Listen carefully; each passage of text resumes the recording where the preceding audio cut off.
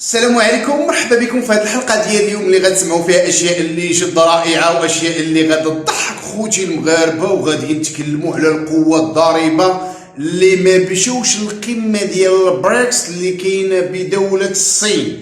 عبد المجيد التبون، يلا ربحتي، كنتي كتقول لنا بانك انت قريب من المجموعه ديال البريكس غادي تدخل ليها، كيفاش ما مشيتيش للصين؟ وعلاش الصين قمعات الكابرانات وقالت لهم ما تجيوش؟ لانكم عارفين الكابرانات الا بقات الصين تا قالت لهم جيو غيوليو يجيبوا معاهم البوليزاريو، والصين ما قاده على مشاكل، ولان هاد القمه ديال البريكس كاينين حاضرين فيها الرجال، حاضره فيها المملكه المغربيه الشريفه.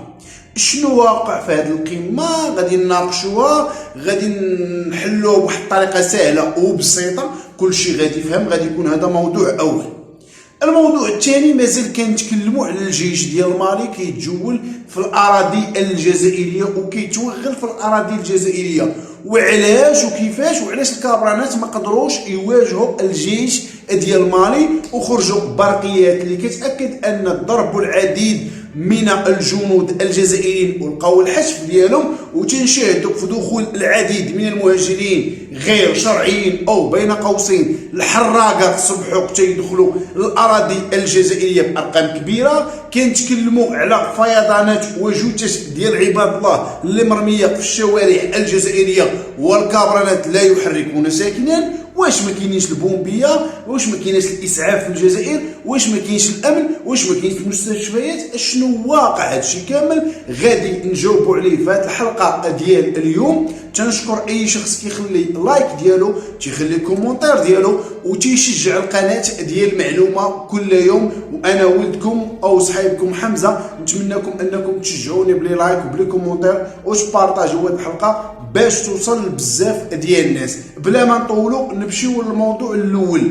الموضوع الاول عنده علاقه بهذه القمه ديال البريكس اللي كاينه بدوله الصين. كانت القمه الافريقيه الصينيه، وعرفنا ان الصين قمعات الكابرانات، وان الوفد ديال الجزائر كان يعني محروس باش ما تجيش شي حاجه سميتها البوليزاريو وترون ديك القمه الافريقيه الصينيه.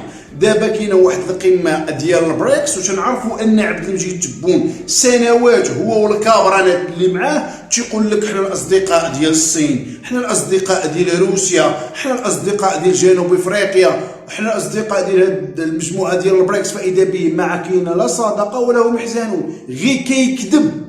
وخير مثال دابا راه كاينه القمه بدوله الصين وهما ما حاضرينش، وحنا عارفين علاش الصين ما بغاش تعيط على الكابرانات.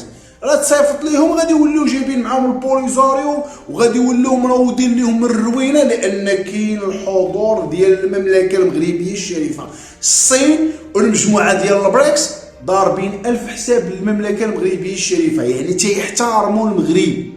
وحنا ما تنوضوش نقول لك حنا بغينا ندخلوا لهذه المجموعه ديال البريكس، ولا بغينا نديروا اتفاقيات مع هذه المجموعه او نتقربوا من. شوف، هما تيحترمونا، هما اللي تيصيفطوا لينا، هما اللي تيكبروا بينا بهذه اللغه. اما الكابرانات راه ما قدروا ما صابوش يحطوا الملايير، يحطوا بزاف ديال الحوايج باش يدخلوا لهذه المجموعه عا باش تحترمهم. هما ما عاقلاش عليهم هذه المجموعه ديال البريكس اللي تنعرفوا فيها الصين وفيها روسيا وفيها جنوب افريقيا وفيها الهند وفيها البرازيل. تصور ان هاد المؤسسين ديال هاد المجموعه ديال البريكس كاين الكابرانات سنوات هما تيقول لك اصدقاء ديالنا ودو حلفاء ديالنا ودو تنشروا من عندهم السلاح، فاذا به ما عقلوش عليهم.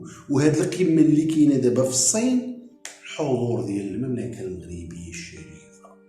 الكابرانات عرفتي بحالاش؟ نعطيكم واحد اللعيبه غتبقاو تضحكوا بحال شي واحد ما تيكونش معروض وتيقول لصحابو جيو راه كاين العشاء، جيو تعشاو راه كاين العشاء. هما الكابرانات تيمشيو محنسرين، تيمشيو لشي قمه وتيبداو يعيطوا للبوليزاريو جيو ندخلوكم. فاذا به في الاخر تيوليو جارين عليهم بجوج، تيقول لي ما غندخل حتى انا، ما ندخل حتى. هذا هو ما وقع دابا للكابرانات في هذه القمه ديال البريكس. والاعلام الجزائري ضارب الطن، ما قدرش يدوي، ما قدروش يدويو، لان عبد المجيد تبون كنفرع علينا راسنا.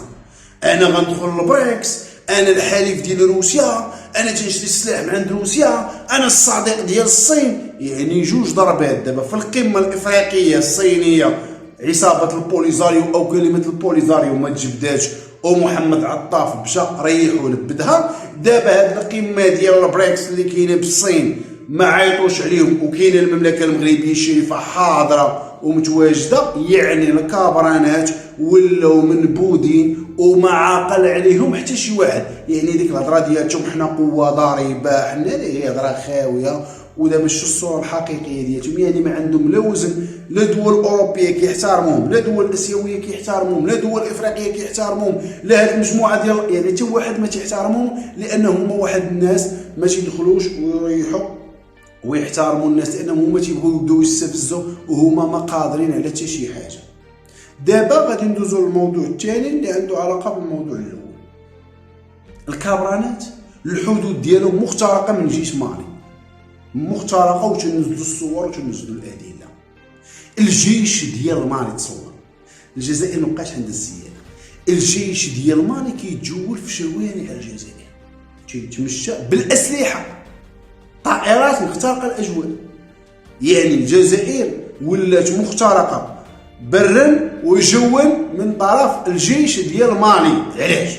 الكابرانات باقيين شادين ديك العصابه، الكابرانات باقيين محتاضين واحد العصابه وباقيين كيدافعوا عليها وكذا، وهاد العصابه دارت مشاكل بدوله مالي، والنظام الحاكم بدوله مالي تيقول للكابرانات غتطلقوهم ولا غادي يبقى داخل، غتطلقوهم ولا غادي يبقى داخل، وغادي نبقى حال لكم الحدود، وغادي نخلي الحراقه يدخلوا بالملايين. دابا راه تنشاهدوا انه ولاو الرموكات هذه راه ما عمرها كانت دوله ما بين دوله ودوله، الحدود محلوله والرموكات كيدخلوا عباد الله، شي داخل على رجليه، شي جاي في سيارات، شي جاي في كاميوات، شي جاي في الرموكات.